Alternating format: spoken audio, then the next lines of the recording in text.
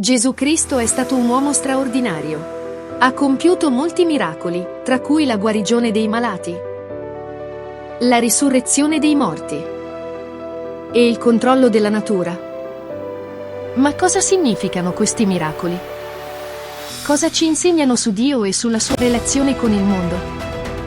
I miracoli di Gesù sono stati registrati nei Vangeli, i 4 libri del Nuovo Testamento che raccontano la sua vita e il suo ministero.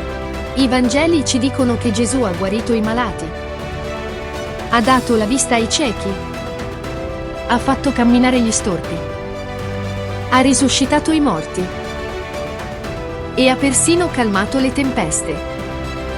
I miracoli di Gesù sono stati un segno della sua autorità e della sua potenza.